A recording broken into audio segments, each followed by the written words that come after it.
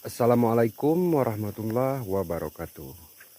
Oke teman-teman, sahabat petani kopi dimanapun berada, selamat menjalankan ibadah puasa untuk hari Jumat ini.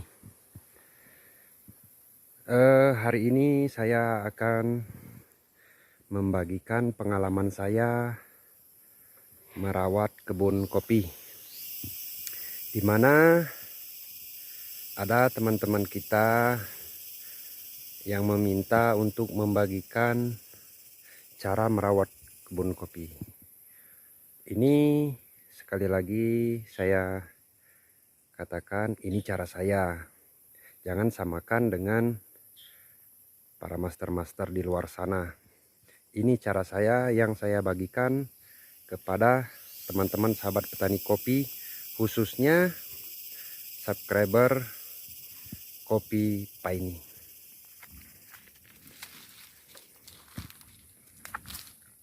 Sini kita mulai untuk melihat semua tanaman ataupun keadaan kebun Chan Paine ataupun kebun saya. Kita keliling dulu sebelum saya memaparkan cara saya merawat batang kopi ini sendiri ataupun kebun ini. Kita keliling melihat semua batang, walaupun tidak semua, tapi setengahnya setidaknya,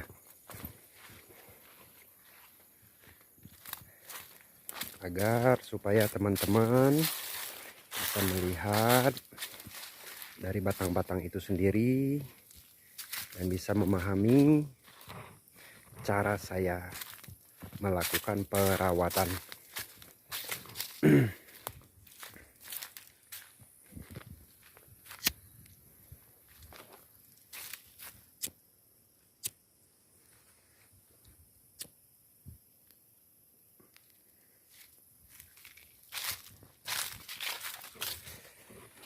Dari bulan 3 kemarin saya selesai melakukan sortasi, penetapan bahan, dan pemangkasan awal. Ini cara saya. Saya melakukan pemangkasan tidak harus setelah panen. Saya bisa melakukan pemangkasan di bulan 3 ataupun bulan 4 seperti ini. Ini contohnya yang sudah saya pangkas. Ini tidak saya pangkas ujungnya, masih akan saya lanjutkan untuk B3-nya. Dan yang seperti ini sudah saya potong, tidak akan saya lanjutkan lagi karena sudah menghalangi jalan. Kenapa saya potong? Dalam logika saya, ujung batang ini masih memerlukan makanan, dan lagi ditambah buah, walaupun seperti ini buahnya sangat membutuhkan makanan. Dan saya pangkas begitu, saya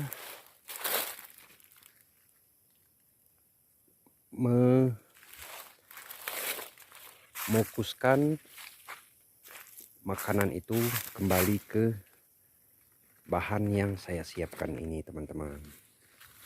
Begitu.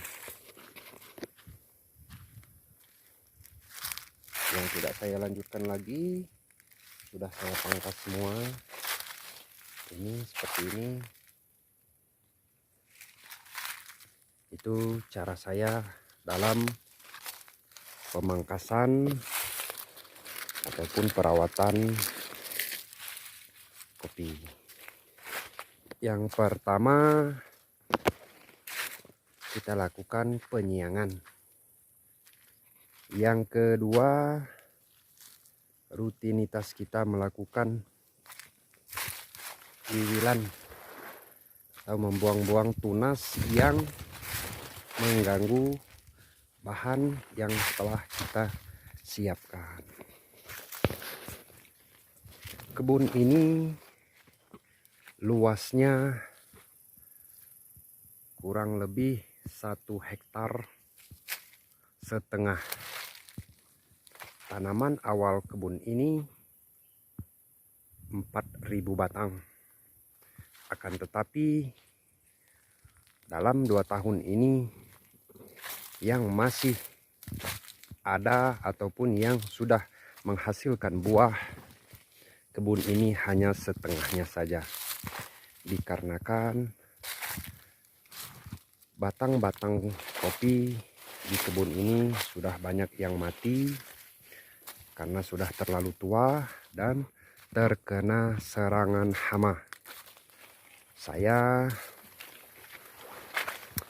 melakukan penyulaman untuk penggantian batang yang sudah mati seperti itu, melakukan penyulaman sambung seperti ini, dan ada lagi cara saya seperti ini, membuang buah ataupun bahan yang sudah terkena hama seperti upas. Sesegera mungkin kita lakukan pembuangan agar tidak menular ke dahan-dahan yang lain.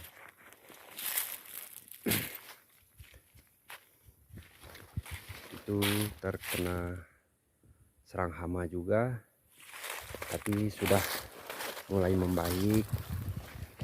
Sudah saya bersihkan untuk batang seperti itu, lumut-lumut kita buang agar tidak mengganggu batang kopi itu sendiri. Kebun ini sangat banyak sekali yang kosong. Baru saya lakukan penyulaman untuk batang. Ini juga sudah tua untuk batang bawah, apalagi sudah layak diganti. Untuk penggantinya sendiri ini.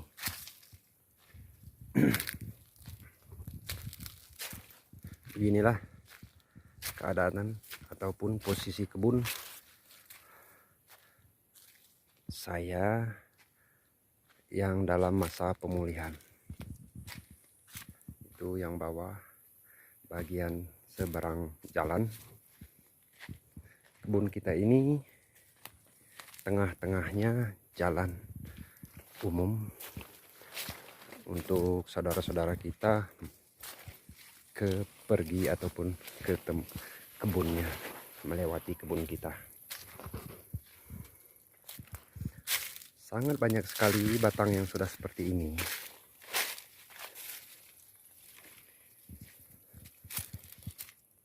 Dikarenakan usia kebun ini kurang lebih dari awal tanam sampai sekarang sudah menginjak 70 tahunan umur kebun ini.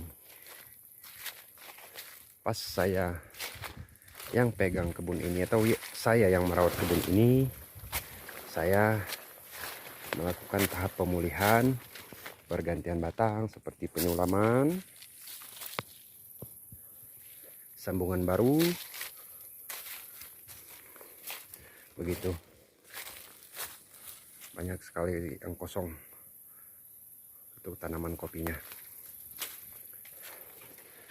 dan masih semeraut karena awal saya pegang kebun ini sangat banyak sekali penaung seperti itu. Yang 2 tahun lalu saya tanggulangi.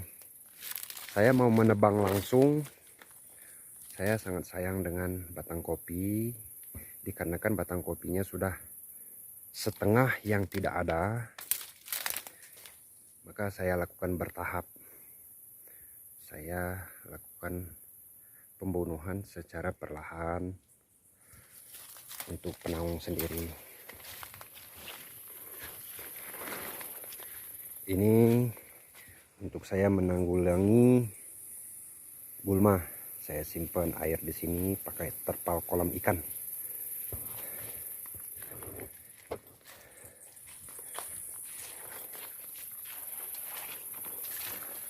Kembali saya akan menceritakan cara saya merawat kebun ini.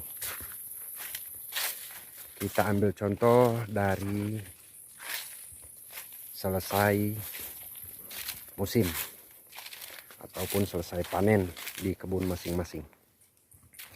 Cara saya setelah panen, mungkin cara teman-teman semua begitu, tapi ini menceritakan saya. Setelah panen, sesegera mungkin saya lakukan kembali pemangkasan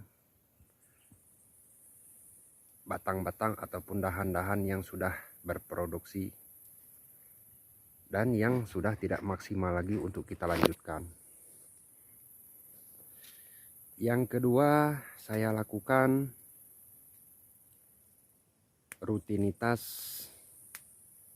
pembuangan tunas ataupun wiwilan di sela-sela ataupun sebelum sampai sesudah pembungaan. Yang ketiga, cara saya lakukan seperti di depan kamera ini, pembakaran sampah yang rutin juga setelah pemangkasan sampai buah kopi dugan. Kenapa saya lakukan pembakaran sampah seperti ini? Saya melakukan pengurangan kelembapan di kebun ini. Dikarenakan cuaca di daerah kami sangat dingin dan curah hujan sangat tinggi. Maka dari itu saya membersihkan sampah-sampah seperti daun, dahan-dahan. Saya bakar untuk mengurangi kelembapan. Jika terjadi kelembapan yang berlebihan, maka batang kopi itu akan rentan sekali terkena penyakit atau hama. Ini terlambat saya lakukan ataupun belum sempat saya lakukan pembersihan di bagian bawah batang. Daun-daun yang berserakan menjadi jamur, teman-teman. Ini belum sempat saya lakukan, dia menjadi jamur. Maka saya lakukan segera pembersihan. Dan mungkin teman-teman bertanya juga, apakah saya sudah melakukan pemupukan? Saya belum melakukan pemupukan secara langsung.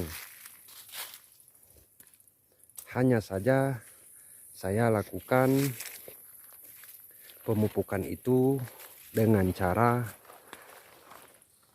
ataupun sembari saya melakukan penyiangan gulma. Dalam dosis sendiri, saya menambahkan pupuk di 1 tangki semprot sebanyak 2 on per tangki. Untuk kebun saya ini luas tanah 1,5 hektar, menghabiskan 5 kg kurang lebih 1 kali semprot. Itu saya lakukan 2 kali penyemprotan pencampuran pupuk.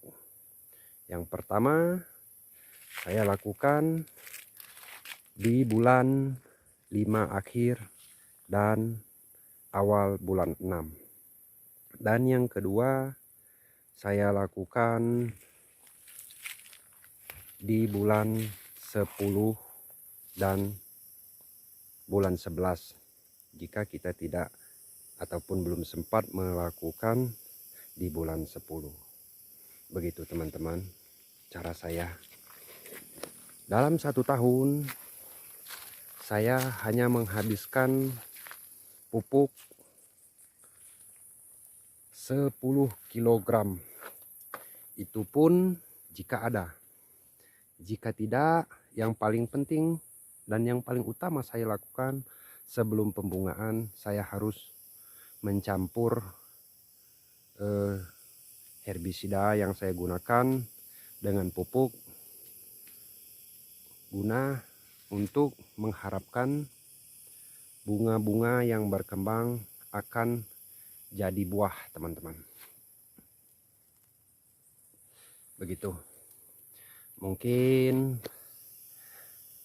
lain waktu saya akan menjelaskan lagi atau menceritakan lagi cara saya yang saya dapat di kebun ini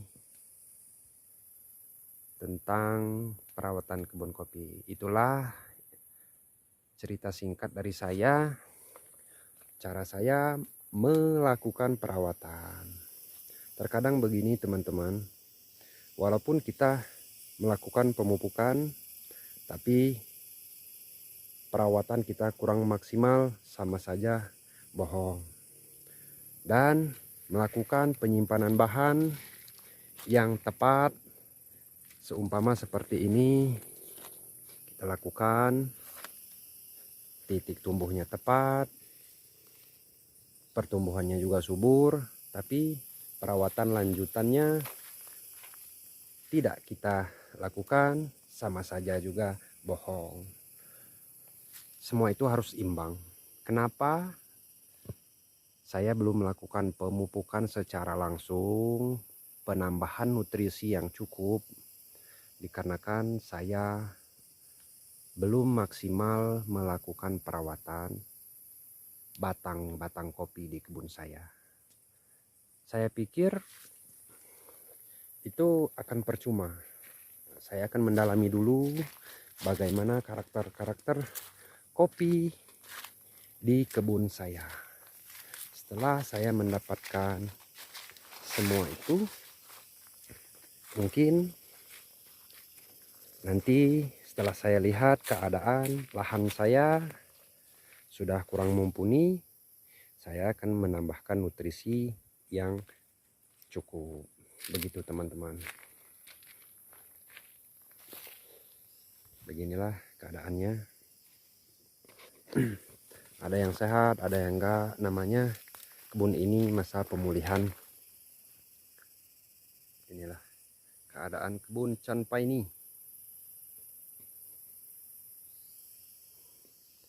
Oke teman-teman, sahabat petani kopi dimanapun berada, jika teman-teman sahabat petani kopi suka dengan video saya ataupun dengan cara saya, cara merawat kebun kopi ala Chanpai ini, jangan lupa like, share, komen, dan subscribe tentunya, agar channel ini tetap semangat berbagi konten seputaran berkebun kopi. Dan juga mungkin ada yang masih kurang jelas ataupun cara saya kurang jelas menyampaikan, bisa teman-teman ketik di kolom komentar agar saya bisa menjawab semua pertanyaan teman-teman. Oke teman-teman, sampai jumpa di video-video selanjutnya. Saya akhiri. Assalamualaikum warahmatullahi wabarakatuh.